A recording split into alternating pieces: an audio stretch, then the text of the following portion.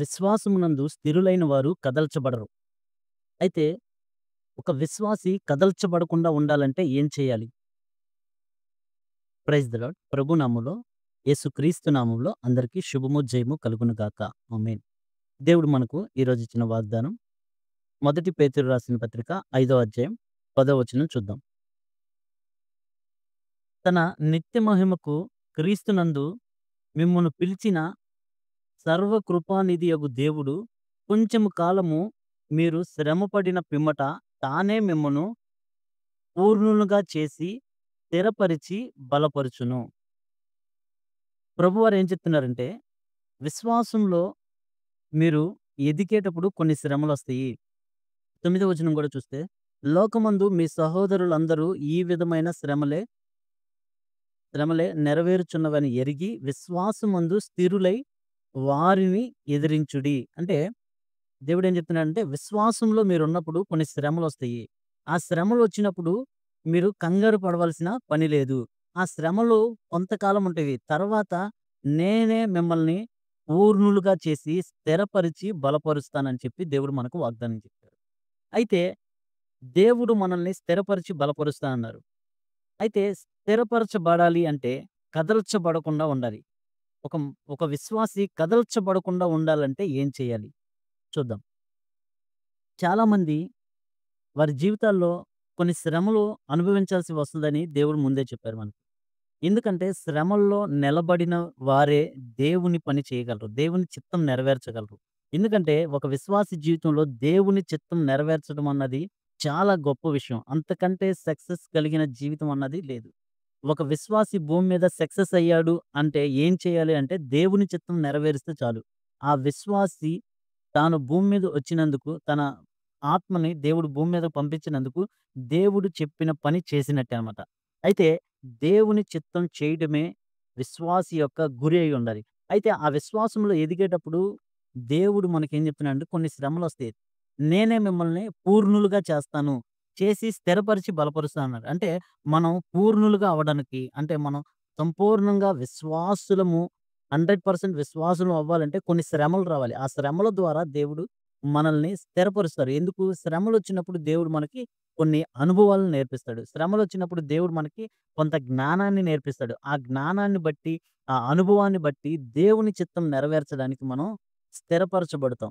బలపరచబడతాం. అయితే స్థిరపరచబడాలన్నా, బలపరచబడాలన్నా, కదల్చబడకుండా ఉండాలంటే ఏం చేయాలి?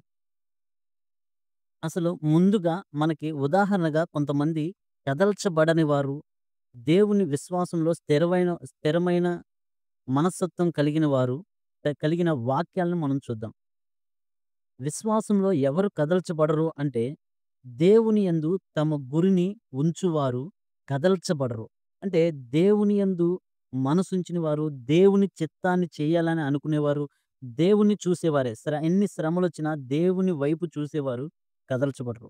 ఇంకోటి దేవుని యందు నమ్మిక ఉంచిన వారు అస్సలు కదల్చబడరు. దేవుని మీద గురి కలిగి ఉండడం వేరు. దేవుని మీద నమ్మిక ఉంచి నిలబడడం వేరు. దేవుని యందు గురిగా ఉంచుకున్న వారు కదల్చబడరు. దేవుని యందు నమ్మిక ఉంచువారు కదల్చబడరు. దేవుని కృపచేత నింపబడిన వారు అంటే దేవుని ఆత్మ చేత నింపబడిన వారు కదల్చబడరు. అలాగే దేవుణ్ణి స్తుతించువారు కూడా కదల్చబడరు. ఎందుకంటే స్తుతి విడుదలను చేస్తుంది. అంటే నీకున్న పరిస్థితి నుంచి, నీకున్న శ్రమ నుంచి స్తుతి ఏం చేస్తుందంటే విడుదల చేస్తుంది. ఇజ్రాయేల్ దేవుని స్తుతించారు. యెరికో గోడలు కూలిపోయినాయి. పౌలుశీలలు పాడి స్తుతించారు. చెరసాలలో బద్దలైపోయినాయి. అలాగే దేవుడు గూడా పాడి ఇది సమాధి దగ్గర లాజరు గారి సమాధి దగ్గర దేవుడు గూడా కృతజ్ఞతాస్తుతులు చెల్లించి దేవుని స్తుతించి ప్రార్థించారు. చనిపోయిన లాజరు తిరిగి బ్రతికారు. అలాగా దేవుని స్తుతించువారు కదల్చబడరు. దేవుని మాట విని, దేవుని మాటకు లోబడిన వారు ఎన్నడూ కదల్చబడరు. అలాగే దేవునికి విధేయులైన వారు అంటే దేవుని మాట విని, లోబడి, దేవుని మాటకు విధేయులైన వారు ఎన్నడూ కదల్చబడరు. అలాగే కొత్త నిబంధనకొస్తే దేవుణ్ణి ధరించుకున్నవారు అంటే క్రీస్తుని ధరించుకున్నవారు. క్రీస్తుని ధరించుకున్నవారు అంటే ఎఫెసీయులకు రాసిన పత్రిక 6వ అధ్యాయంలో చూస్తే దేవుని యొక్క సర్వాంగ కవచాన్ని ధరించుకున్నవారు ఎన్నటికీ కదల్చబడరు. అలాగే నీతిమంతులు కదల్చబడరని మనం అనేకమైన వాక్యాలను చూస్తాం. అయితే దేవుని మాట వింటూ మనం స్థిరులైనట్టుగా ఉండాలని అనుకుంటున్నామా? లేదంటే శ్రమల నుంచి శ్రమలు చూసి దిగులు పడి వెనక్కి తగ్గాలని అనుకుంటున్నామా? మన విశ్వాసము ఎలా ఉంది?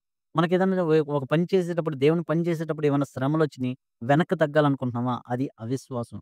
లేదు స్థిరంగా ఉండి వాటిని ఎదుర్కొని దేవుని పనిలో ముందుకు సాగాలని అనుకుంటున్నామా? అది అమూల్యమైన విశ్వాసం. కాబట్టి మనం ఏ విశ్వాసంలో ఉన్నాం? ఎలా ఉన్నాం? మనం నిలబడేవారిగా ఉన్నామా? పడిపోయేవారిగా ఉన్నామా? కదల్చబడేవారిగా ఉన్నామా? అస్థిరులుగా ఉన్నామా? స్థిరులుగా ఉన్నామా? అన్నది మనల్ని మనం ప్రశ్నించుకుంటేనే మనకి మంచి జవాబు వస్తుంది. మనకి మంచి ఆన్సర్ వస్తుంది. దేవుడు మనకి మంచి మనస్సును దేవుడు దయచేస్తాడు. మనల్ని మనం పరిశీలించుకోవాలి.